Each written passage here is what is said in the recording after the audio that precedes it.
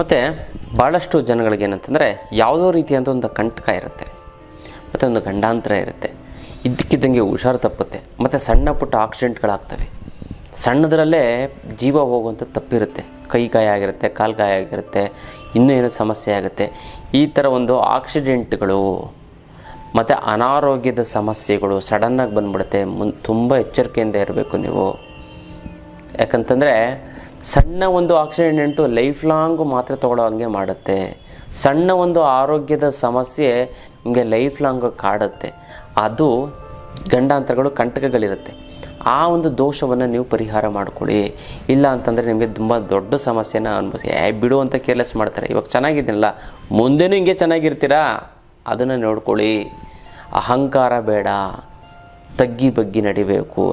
ನನಗೆಲ್ಲ ಗೊತ್ತಿದೆ, ಎಲ್ಲ ಮೂಢನಂಬಿಕೆ. ದೇವರು ಅನ್ನೋದು ಮೂಢನಂಬಿಕೆ. ಭಾಳಷ್ಟು ಮನುಷ್ಯನಿಗೆ ಅಹಂಕಾರ ಇರ್ತಾನೆ, ಹೆಂಗೆ ಕೆಳಗಡೆ ಬಂದ್ಬಿಡ್ತಾನೆ ಅಂತಂದರೆ ಅವನು ಅಷ್ಟು ಇದೆ.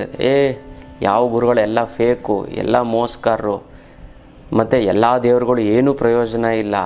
ಅಹಂಕಾರ, ಯಾವ ಮಂತ್ರನೂ ಯೂಸ್ ಆಗಲ್ಲ. ಮುಂದೆ ಒಂದು ಕಾಲ ಬರುತ್ತೆ, ಮಂತ್ರದಿಂದನೇ ಪ್ರಪಂಚ ನಡೆಯುತ್ತೆ, ತಿಳ್ಕೊಳ್ಳಿ.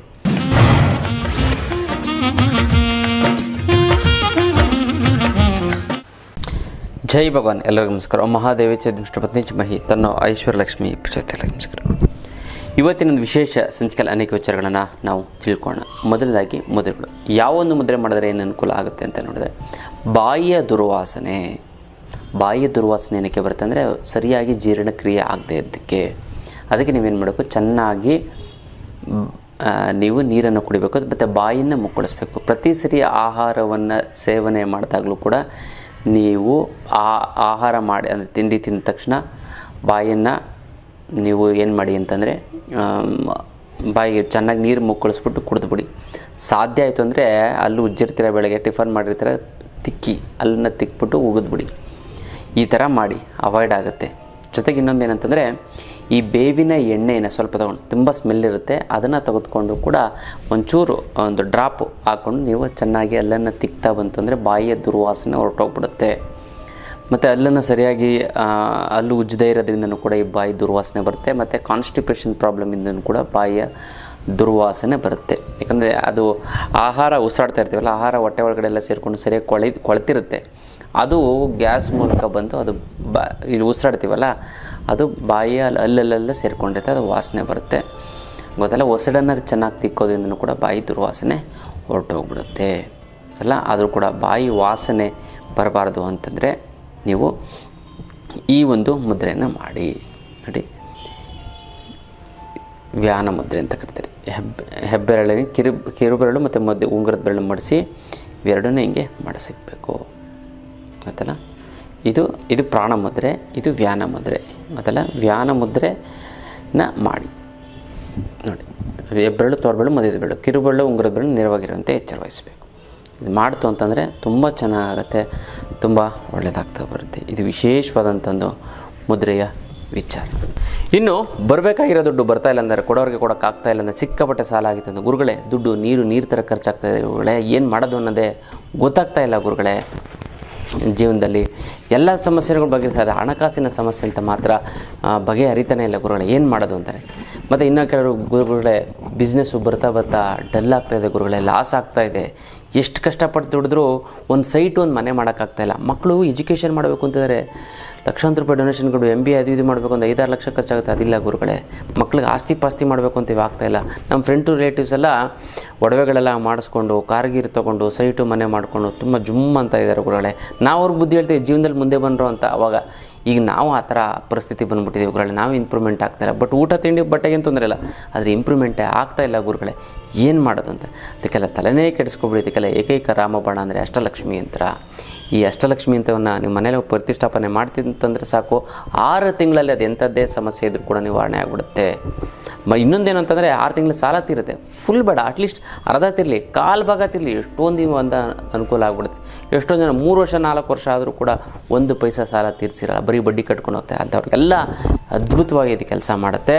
ಮತ್ತು ಇಂಪ್ರೂವ್ಮೆಂಟ್ ಆಗಿಲ್ಲ ಅಂತಂದರೆ ಮೇಯ್ನಾಗಿ ಇಂಪ್ರೂವ್ಮೆಂಟ್ ಆಗುತ್ತೆ, 100% ರಿಸಲ್ಟ್ ಸಿಗುತ್ತೆ ಗೊತ್ತಲ್ಲ. ಇದನ್ನು ನೇರವಾಗಿ ಖುದ್ದು ನನ್ನ ಭೇಟಿಯಾಗಿ ತೆಗೆದುಕೊಂಡು ಹೋಗಿ ಇನ್ನು ಕೊರಿಯಲ್ಲಿ ಕಳಿಸೋದಕ್ಕಾಗೋದಿಲ್ಲ ಗೊತ್ತಲ್ಲ. ಇದಕ್ಕೆ ಮುಟ್ಟು ಕಟ್ಟು ಚಟ್ಟು ಮಡಿ ಮೇಲಿಗೆ ಸೂತ್ಕ ಗೀತ್ಕ ವೆಜ್ಜು ನಾನ್ ವೆಜ್ಜು ಜಾತಿ ಗೀತಿ ದಿಕ್ಕು ಗೀಕು ಮನೆ ದೇವ್ರ ಆ ಥರದ್ದು ಏನು ಇಟ್ಟ ಕೆಲಸ ಆಗುತ್ತೆ ಅವ್ರ ಮೇಲಾರು ಇಡ್ಬೋದು, ಬೀರುನಲ್ಲಾದರೂ ಕೂಡ ಇಡೋದು. ಪ್ರತಿದಿನ ಪೂಜೆ ಮಾಡಲೇಬೇಕು ಅಂತ ಕಂಡೀಷನ್ ಇಲ್ಲ, ಪೂಜೆ ಮಾಡಲಿಲ್ಲ ಅಂತ ಕೂಡ ನಡೆಯುತ್ತೆ. ಈ ಅಷ್ಟಲಕ್ಷ್ಮಿಯಿಂದ ಮನವನ್ನು ತೆಗೆದುಕೊಂಡು ಹೋಯಿತು ಅಂತಂದರೆ ಸಾಕ್ಷಾತ್ ಲಕ್ಷ್ಮೀ ದೇವಿನ ಮನೆ ಒಳಗಡೆ ಕರ್ಕೊಂಡೋದಾಗಿ ಅಷ್ಟು ಒಳ್ಳೆಯದಾಗ್ತಾಯಿದೆ ಗೊತ್ತಲ್ಲ. ಈ ಒಂದು ಒಳ್ಳೆ ಅದ್ಭುತವಾದಂತಹ ಒಂದು ಅಂತರವನ್ನು ಇಡಿ. ಮತ್ತು ಎಷ್ಟೋ ಜನ ತೊಗೊಂಡೋಗಿರೋರು ಹಿಂದೆ ಒಳ್ಳೆಯದಾಗಿತ್ತು, ಈಗಲೂ ಕೂಡ ಆಗ್ತದೆ, ಇನ್ನು ಮುಂದೆ ಒಳ್ಳೆಯದು ಆಗುತ್ತೆ, ಅಷ್ಟು ಪವರ್ಫುಲ್ ಇದೆ. ಈ ಯಂತ್ರ ಒಂದು ಇತ್ತು ಅಂದರೆ ಹಣಕಾಸಿನ ಸಮಸ್ಯೆನ ಮರೆತುಬಿಡಿ, ಬೇರೆ ಕಡೆ ಕಾನ್ಸಂಟ್ರೇಷನ್ ಮಾಡಿ, ಅಷ್ಟು ಚೆನ್ನಾಗಾಗುತ್ತೆ, ತುಂಬ ಒಳ್ಳೆಯದು ಹಾಗೇ ಆಗುತ್ತೆ ಗೊತ್ತಲ್ಲ. ಈ ಒಂದು ಯಂತ್ರ ಅಂತಂದರೆ ಯೂನಿವರ್ಸ್ಗೆ ಲಿಂಕ್ ಆಗಿರುತ್ತೆ ಅದು, ಹಾಗಾಗಿ ಅದು ಪವರ್ಫುಲ್ಲು. ನಂಬಿಕೆ ಇಟ್ಟು ತೊಗೊಳ್ಳಿ. ಭಾಳಷ್ಟು ಜನ ತೊಗೊಳಕ್ಕಾಗ್ತಾಯಿಲ್ಲ ಅಂದರೆ 10 ಸರಿ ಸಂಕಲ್ಪ ಮಾಡಿ 11ನೇ ಸಲ ನಿಮ್ಮ ಮನೆ ಒಳಗಡೆ ಆ ಒಂದು ಯಂತ್ರ ಇರುತ್ತೆ. ಸಂಕಲ್ಪ ಸ್ಟ್ರಾಂಗಾಗಿ ಮಾಡಬೇಕು, ಸುಮ್ಮನೆ ಮಾಡೋಂಗಿಲ್ಲ, ಸ್ಟ್ರಾಂಗಾಗಿ ನನಗೆ ಬರಲೇಬೇಕು ಅಂತ ಸಂಕಲ್ಪ ಮಾಡಿ ಅದು ಹೆಂಗೋ ಬಂದು ತೊಗೊಂಡೋಗ್ತೀರಿ ಅದಲ್ಲ. ಇದಕ್ಕೇನಂತಂದರೆ ಇದು ಒಂದು ದೈವಶಕ್ತಿನ ರಿಸೀವ್ ಮಾಡ್ಕೊಳ್ಳೋಂಥ ಫ್ರೀಕ್ವೆನ್ಸಿ ಇರುತ್ತೆ ಅಲ್ಲ. ಅಷ್ಟಲಕ್ಷ್ಮಿ ಯಂತ್ರ ಅಂತಂದರೆ ಇದಕ್ಕೆ ಯಾವುದೊಂದು ದೈವಶಕ್ತಿಯಿಂದ ಪ್ರತಿಯೊಂದು ಗಿಡಮೂಲಿಕೆಗಳಿಂದ ಆ ಒಂದು ಶಕ್ತಿ ಸಿಗುತ್ತೆ. ನಾನು ಹೇಳಿದ ಒಂದು ವಿಚಾರವನ್ನು ತಲೆಯಲ್ಲಿಟ್ಕೊಂಡು ನೀವು ಮಾಡಿ, ಖಂಡಿತವಾಗ್ಲೂ ನೀವು ಸಕ್ಸಸ್ ಆಗೇ ಆಗ್ತೀರಾ. ತುಂಬ ಅನುಕೂಲ ಆಗುತ್ತೆ, ತುಂಬ ಚೆನ್ನಾಗಾಗುತ್ತೆ, ಒಳ್ಳೆಯದಾಗ್ತಾ ಬರುತ್ತೆ ಅಲ್ಲ. ಇದು ವಿಶೇಷವಾದಂಥ ಒಂದು ಯಂತ್ರದ ವಿಚಾರ. ಮತ್ತು ಭಾಳಷ್ಟು ಜನಗಳಿಗೆ ಏನಂತಂದರೆ ಯಾವುದೋ ರೀತಿಯಾದ ಒಂದು ಕಂಟಕ ಇರುತ್ತೆ, ಮತ್ತು ಒಂದು ಗಂಡಾಂತರ ಇರುತ್ತೆ, ಇದ್ದಕ್ಕಿದ್ದಂಗೆ ಹುಷಾರು ತಪ್ಪುತ್ತೆ, ಮತ್ತು ಸಣ್ಣ ಪುಟ್ಟ ಆಕ್ಸಿಡೆಂಟ್ಗಳಾಗ್ತವೆ. ಸಣ್ಣದರಲ್ಲೇ ಜೀವ ಹೋಗುವಂಥ ತಪ್ಪಿರುತ್ತೆ, ಕೈ ಗಾಯ ಆಗಿರುತ್ತೆ, ಕಾಲು ಗಾಯ ಆಗಿರುತ್ತೆ, ಇನ್ನೂ ಏನೋ ಸಮಸ್ಯೆ ಆಗುತ್ತೆ. ಈ ಥರ ಒಂದು ಆಕ್ಸಿಡೆಂಟ್ಗಳು ಮತ್ತು ಅನಾರೋಗ್ಯದ ಸಮಸ್ಯೆಗಳು ಸಡನ್ನಾಗಿ ಬಂದುಬಿಡುತ್ತೆ. ತುಂಬ ಎಚ್ಚರಿಕೆಯಿಂದ ಇರಬೇಕು ನೀವು. ಯಾಕಂತಂದರೆ ಸಣ್ಣ ಒಂದು ಆಕ್ಸಿಡೆಂಟು ಲೈಫ್ ಲಾಂಗು ಮಾತ್ರೆ ತೊಗೊಳ್ಳೋ ಹಂಗೆ ಮಾಡುತ್ತೆ. ಸಣ್ಣ ಒಂದು ಆರೋಗ್ಯದ ಸಮಸ್ಯೆ ನಿಮಗೆ ಲೈಫ್ ಲಾಂಗ್ ಕಾಡುತ್ತೆ. ಅದು ಗಂಡಾಂತರಗಳು, ಕಂಟಕಗಳಿರುತ್ತೆ. ಆ ಒಂದು ದೋಷವನ್ನು ನೀವು ಪರಿಹಾರ ಮಾಡ್ಕೊಳ್ಳಿ. ಇಲ್ಲ ಅಂತಂದರೆ ನಿಮಗೆ ತುಂಬ ದೊಡ್ಡ ಸಮಸ್ಯೆನ ಅನುಭವಿಸಿ ಬಿಡು ಅಂತ ಕೇರ್ಲೆಸ್ ಮಾಡ್ತಾರೆ. ಇವಾಗ ಚೆನ್ನಾಗಿದ್ದೀನಲ್ಲ, ಮುಂದೆನೂ ಹಿಂಗೆ ಚೆನ್ನಾಗಿರ್ತೀರಾ, ಅದನ್ನು ನೋಡ್ಕೊಳ್ಳಿ.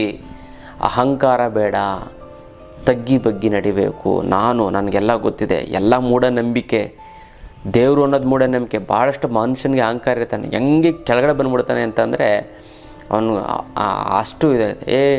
ಯಾವ ಗುರುಗಳೆಲ್ಲ ಫೇಕು, ಎಲ್ಲ ಮೋಸ್ಕಾರರು, ಮತ್ತು ಎಲ್ಲ ದೇವರುಗಳು ಏನೂ ಪ್ರಯೋಜನ ಇಲ್ಲ, ಅಹಂಕಾರ, ಯಾವ ಮಂತ್ರನೂ ಯೂಸ್ ಆಗಲ್ಲ.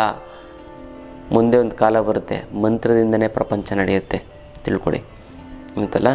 ಈ ಒಂದು ಅಹಂಕಾರ ಇತ್ತು ಅಂತಂದರೆ ನಿಮ್ಮ ಆತ್ಮಶಕ್ತಿಯನ್ನು ಕುಂದಿಸ್ಬಿಡುತ್ತೆ ಗೊತ್ತಲ್ಲ. ಎಲ್ಲ ಫೇಕು, ಎಲ್ಲ ಸುಳ್ಳು, ಎಲ್ಲ ಮೋಸ ಮಾಡ್ತಾರೆ, ದೇವರ ಹೆಸರು ಸುಳ್ಳು ಹೇಳ್ತಾರೆ, ಹೌದು ಹೇಳ್ತಾರೆ, ಅದಕ್ಕೆಲ್ಲ ಅಲ್ಲ, ತಿಳ್ಕೊಳ್ಳಿ ಅದಲ್ಲ. ಹಾಗಾಗಿ ಆ ಅಹಂಕಾರ ಬೇಡ. ನನಗೇನೂ ಆಗಲ್ಲ, 150 ವರ್ಷ ಹಿಂಗೆ ಚೆನ್ನಾಗಿರ್ತೀನಿ ಅನ್ನೋಂಥ ಅಹಂಕಾರ ನಿಮ್ಮಲ್ಲಿ ಬೇಡ.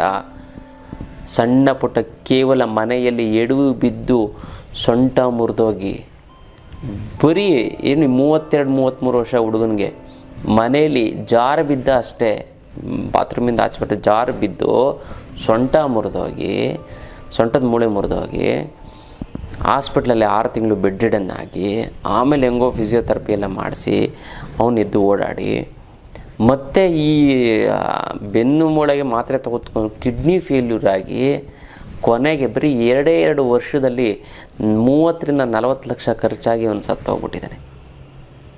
ಯಾಕೆ ಹಿಂಗಾಯಿತು? ನಾನು ಆತನಿಗೆ ಮೊದಲೇ ಹೇಳಿದ್ದೆ, ಆವತ್ತು ತಂದೆ ತಾಯಿಗೆ ನೋಡಿ, ಏನೋ ಒಂದು ಸಣ್ಣದು ಏನೋ ಒಂದು ಸಮಸ್ಯೆ ಇದೆ, ಸಣ್ಣ ಪುಟ್ಟ ದೋಷ ಮನೇಲಿ ಈ ಥರದ್ದು ಏನೋ ಒಂದು ಪರಿಹಾರ ಮಾಡ್ಕೊಳ್ಳಿ, ಹೋಗುತ್ತದೆ. ಬಿಡಿ ಗುರುಗಳೇ, ಅವನು ಗುಂಡು ಕಲ್ಲಿದ್ದಂಗಿದ್ದಾನೆ, ಇದೇ ಮಾತು, ಗುಂಡು ಕಲ್ಲಿದ್ದಂಗಿದ್ದಾನೆ ಅಂತ ಇದೇ ಮಾತು ಹೇಳಿದ್ರು. ಕಣ್ಣಲ್ಲಿ ಕಟ್ಟದ ಆಗಿದೆ, ಆಮೇಲೆ ಒಂದು ಕಣ್ಣಲ್ಲಿ ನೀರು ಹಾಕೋತಾರೆ, ಹಿಂಗೆ ಆಕ್ಸಿಡೆಂಟ್ ಆಗುತ್ತೆ ಗುರು, ನೀವು ಹೇಳಿದ ಮಾತು ಕೇಳಲಿಲ್ಲ ಅಂತ. ತುಂಬ ಆತ್ಮೀಯರಿಗೆ ಮಾತ್ರ ಇದನ್ನು ನಾನು ಹೇಳೋದು, ಎಲ್ರಿಗೂ ಹೇಳಲ್ಲ. ಅವ್ರಿಗೆ ಹೇಳಿದ್ದೆ, ನೋಡಿ ನಿಮಗೇನೋ ಮಗನಿಗೇನೋ ಸಣ್ಣ ಒಂದು ಕಂಟಕ ಥರ ಇದೆ, ಅದು ಪರಿಹಾರ ಮಾಡ್ಕೊಳ್ಳಿ ಅಂತ. ಅದೆಲ್ಲ ಬೇಡ ಗುರುಗಳೇ, ಅದೆಲ್ಲ ಏನು ಅಂತ ಅಹಂಕಾರದಿಂದ ಹೋದರು. ಕೊನೆಗೆ ಬಂದರು, ಆಕ್ಸಿಡೆಂಟ್ ಆದಾಗ ಬಂದರು. ಆಮೇಲೆ ಅದು ಏನೋ ಪೂಜೆ ಗೀಜೆ ಎಲ್ಲ ಮಾಡಿ ಒಂದು ಸರಿ ಮಾಡಿ ಎದ್ದು ಓಡಾಡಂಗೆ ಮಾಡಿದ್ದೆ ನಾನು. ಆಮೇಲೆ ಏನಾಗೋಯಿತು ಅಂತಂದರೆ ಅದು ಸರಿ ಹೋಯಿತು, ಆದರೆ ಕೆಮಿಕಲ್ಲು ತಿಂದು ಮಾತ್ರೆ, ದಿನಕ್ಕೆ 5 ಮಾತ್ರೆ 6 ಮಾತ್ರೆ, ಕಿಡ್ನಿ ಫೇಲ್ಯೂರ್ ಆಗೋಯಿತು. ಅವ್ನು ತುಂಬ ಚಿಂತೆ ಮಾಡಿಬಿಟ್ಟೆ. ಚಿಂತೆ ಮಾಡಲಿಲ್ಲ ಅಂತಂದರೆ ಉಳಿಸ್ಕೋಬೋದಿತ್ತು. ನಾನು ಹೇಳಿದ್ದೆ, ಚಿಂತೆ ಮಾಡಬೇಡಪ್ಪ, ಒಂದು ಕಿಡ್ನಿ ತಾನೇ ಫೇಲ್ ಆಗಿರೋದು, ಇನ್ನೊಂದು ಕಿಡ್ನಿ ಅರ್ಧ ಕಿಡ್ನಿ ಫೇಲ್ ಆಗ್ತಾ ಇತ್ತಂತೆ. ಡಯಾಲಿಸಿಸ್ಗೆ ಹೋದ, ಚಿಂತೆ ಮಾಡಿಬಿಟ್ಟ, ಅಯ್ಯೋ ನಂಗೆ ಇಷ್ಟು ಚಿಕ್ಕ ಏಜಲ್ಲಿ ಹಿಂಗೆ ಆಗೋಯ್ತು ಅಂತ, ಕೊನೆಗೆ ಪ್ರಾಣನೇ ಹೊರಟೋಯ್ತು. ಏನು ಮಾಡೋಕ್ಕಾಗಲ್ಲ. ಅದಂಗೆ ಆಗಬಾರ್ದು ಅನ್ನೋದಕ್ಕೋಸ್ಕರ ಸಣ್ಣ ತಂತ್ರವನ್ನು ಹೇಳ್ಕೊತೀನಿ, ಮಾಡಿ. ಮತ್ತು ಜಾತಕವನ್ನು ಒಳ್ಳೆ ಜ್ಯೋತಿಷಿಗಳ ಹತ್ರ ನೀವು ತೋರಿಸಿ.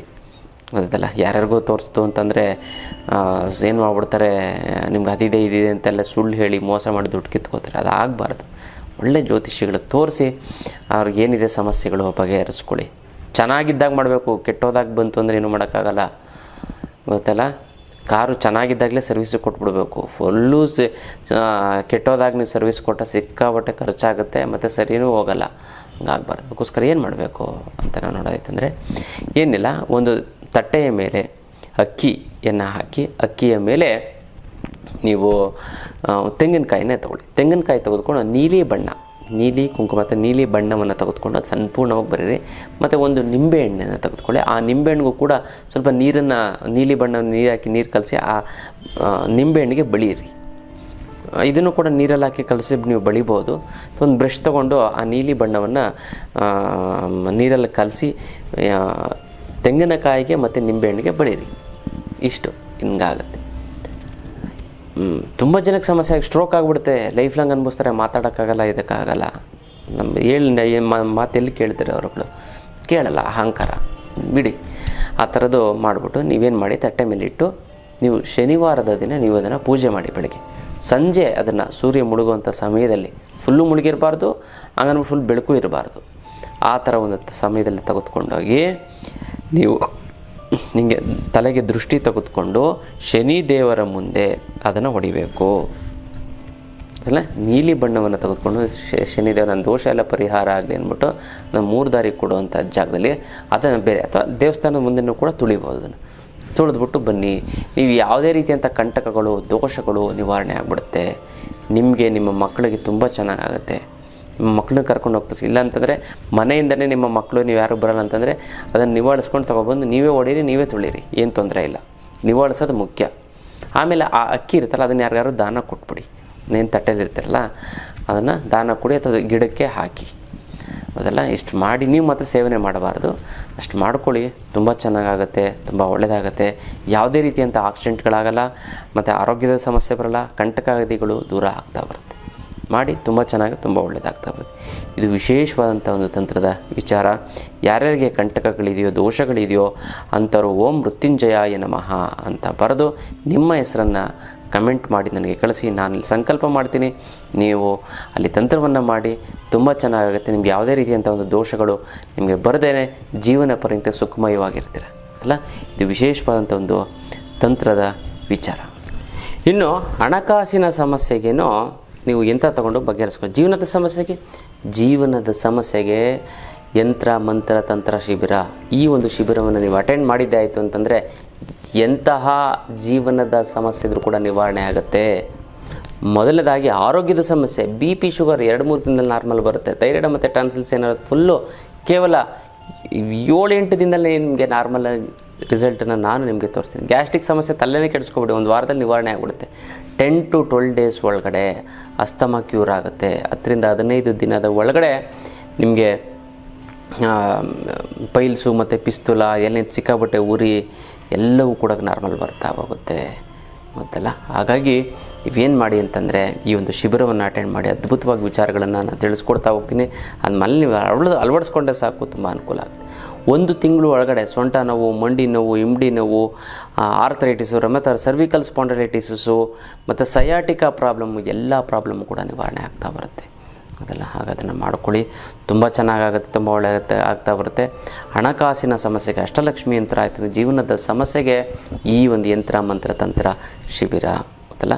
ಕೆಲವು ಇಂಪಾರ್ಟೆಂಟ್ ಆಗಿರೋಂಥ ಕೆಲವೊಂದರ ವಿಚಾರಗಳನ್ನು ಇದ್ದೀವಿ. ಕೇವಲ 18ರಿಂದ 20 ಪಾಯಿಂಟ್ ನೀವು ತಿಳ್ಕೊಂಡ್ರೆ ಸಾಕು. ದುಡ್ಡಿನ ಬಗ್ಗೆ ನೀವು ಜೀವನ ಪರ್ಯಂತ ದುಡ್ಡಿಗೆ ಸಮಸ್ಯೆಗೆ ಆಗೋದೇ ಇಲ್ಲ.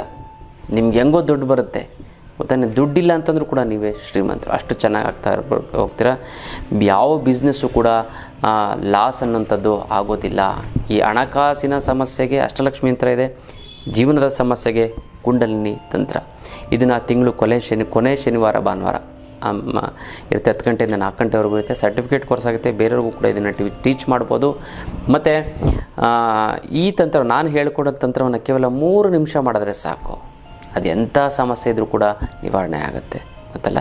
ಅದನ್ನ ಮಾಡ್ಕೊಳ್ಳಿ. ಮತ್ತು 3 ಕಾರಣಗಳಿಗೋಸ್ಕರ ನೀವು ಅಟೆಂಡ್ ಮಾಡೋಕ್ಕೊಂದು ಎಲ್ಲ ರೀತಿಯಂಥ ಸಮಸ್ಯೆಗಳನ್ನ ಸಂಪೂರ್ಣವಾಗಿ ನಿವಾರಣೆ ಮಾಡ್ಕೊಳ್ಳೋದಕ್ಕೆ, ಮತ್ತು ಆ ಸಮಸ್ಯೆಗಳು ಬರದೇ ರೀತಿ ತಡೆಯೋದಕ್ಕೆ, ಮತ್ತು ಜೀವನದಲ್ಲಿ ನಿಮಗೆ ಸಂಬಂಧಪಟ್ಟಂತಹ ಸಮಸ್ಯೆಗಳು, ಅಕ್ಕ ತಂಗಿ, ಅಣ್ಣ ತಮ್ಮ, ಇವ್ರುಗಳ ಫ್ರೆಂಡ್ಶಿಪ್ಪು ಮತ್ತು ಫ್ಯಾಮಿಲಿ ಪ್ರಾಬ್ಲಮ್ ಏನಾರು ಇತ್ತು ಅಂತಂದರೆ, ಅಕ್ಕ ತಂಗಿ, ಅಣ್ಣ ತಮ್ಮ ಇವ್ರುಗಳ ನಡುವೆ ನಿಮ್ಮ ನಡುವೆ ಸಮಸ್ಯೆ ಇತ್ತು ಅಂದರೆ ಅದು ಕೂಡ ನಿವಾರಣೆ ಆಗುತ್ತೆ. ಯಾವುದೇ ಸಮಸ್ಯೆಗಳು ಕೂಡ ಸಂಪೂರ್ಣವಾಗಿ ನಿವಾರಣೆ ಮಾಡ್ಕೊತ ಅಂಥ ಒಂದು ಅದ್ಭುತವಾದ ಇದಕ್ಕೆ ವಿಶೇಷವಂತ ಮಂತ್ರವನ್ನು ನಾವು ನಿಮಗೆ ಹೇಳ್ಕೊಡ್ತೀವಿ. ಗುರುಪದೇಶ ಅಂತ ಹೇಳ್ತೀವಿ. ಆ ಗುರು ಮಂತ್ರವನ್ನು ನೀವು ಜಪ ಮಾಡ್ತು ಅಂತಂದರೆ ಸಾಕು, ನಿಮ್ಮ ಸಮಸ್ಯೆಗಳನ್ನೆಲ್ಲ ಮರೆತು ಬಿಡಿ, ಗೊತ್ತಲ್ಲ. ಯಾವುದೇ ಕೆಲಸ ಮಾಡೋದು ಕೂಡ ನಿಮಗೆ ಸಕ್ಸಸ್ ಆಗುತ್ತೆ, ಗೊತ್ತಲ್ಲ. ಒಂದು ಕೆಲಸ ಕಾರ್ಯಗಳಲ್ಲಿ ಯಶಸ್ಸು ಮತ್ತು ಜಯ ಸಿಗುತ್ತೆ. ನೀವು ಯಾವುದೇ ಕೆಲಸ ಕಾರ್ಯಗಳು ಮಾಡಿದ್ರು ಕೂಡ ಸಕ್ಸಸ್ ಆಗ್ತಾ ಬರುತ್ತೆ. ಗಂಡ ಹೆಂಡತಿ ದಾಂಪತ್ಯ ಸಮಸ್ಯೆ ಸರಿ ಹೋಗುತ್ತೆ, ಶತ್ರುಬಾಧೆ ನಿವಾರಣೆ ಆಗುತ್ತೆ. ಮತ್ತು ಜೀವನದಲ್ಲಿ ತಪ್ಪು ಡಿಸಿಷನ್ ತೊಗೊಂಡು ಜೀವನ ಹಾಳು ಮಾಡ್ಕೋತೀರಾ, ಬುದ್ಧಿ ಅನ್ನೋದು ಕೆಟ್ಟೋಗ್ಬಿಟ್ಟಿದೆ, ಅದೆಲ್ಲವೂ ಕೂಡ ಸರಿ ಹೋಗ್ತಾ ಬರುತ್ತೆ, ಗೊತ್ತಲ್ಲ. ಯಾವ ಸಮಯದಲ್ಲಾದರೂ ಕೂಡ ನಿಮ್ಗೆ ಏನೇ ಒಂದು ಈ ಒಂದು ಮಂತ್ರ ಹೇಳ್ಕೊತು ಅಂತಂದರೆ ಸಾಕು, ಆ ಸಮಸ್ಯೆಗೆ ಇಮಿಡಿಯೇಟಾಗಿ ನಿಮಗೆ ಏನೊಂದು ಸೊಲ್ಯೂಷನ್ ಸಿಗುತ್ತೆ. ಆ ಒಂದು ಗುರು ಬೀಜ ಮಂತ್ರವನ್ನು ನೀವು ನಾನು ನಿಮಗೆ ದೀಕ್ಷೆ ಕೊಡ್ತೀನಿ. ಅಂದರೆ ಗುರು ಬೀಜ ದೀಕ್ಷೆ ಅಂತಂದರೆ ಸನ್ಯಾಸ ದೀಕ್ಷೆ ಅಲ್ಲ, ಕಿವಿಯಲ್ಲಿ ಅದನ್ನು ಬೋಧನೆ ಮಾಡ್ತೀನಿ. ಅದನ್ನು ಜೀವನದಲ್ಲಿ ಅಳವಡಿಸ್ಕೊಬಿಟ್ರೆ ಸಾಕು, ನಿಮ್ಮ ಸಮಸ್ಯೆಗಳು ಬಗೆಹರಿದೋಗ್ಬಿಡುತ್ತೆ. ಅದಕ್ಕೋಸ್ಕರ ಮಿಸ್ ಮಾಡದೆ ನೀವು ಈ ಒಂದು ಶಿಬಿರವನ್ನು ಅಟೆಂಡ್ ಮಾಡಿ, ಅಲ್ಲ, ತುಂಬ ಚೆನ್ನಾಗಾಗುತ್ತೆ, ತುಂಬ ಒಳ್ಳೆಯದಾಗ್ತಾ ಬರುತ್ತೆ. ನಿಮಗೆ ಸಮಸ್ಯೆಗಳೆಲ್ಲವೂ ಕೂಡ ಬಗೆಹರಿತಾ ಹೋಗುತ್ತೆ, ಅಲ್ಲ. ಇನ್ನಷ್ಟು ವಿಚಾರಗಳನ್ನ ತಿಳ್ಕೊಳ್ಳೋಣ ಮುಂದಿನ ಸಂಚಿಕೆಯಲ್ಲಿ. ಅಲ್ಲಿವರೆಗೂ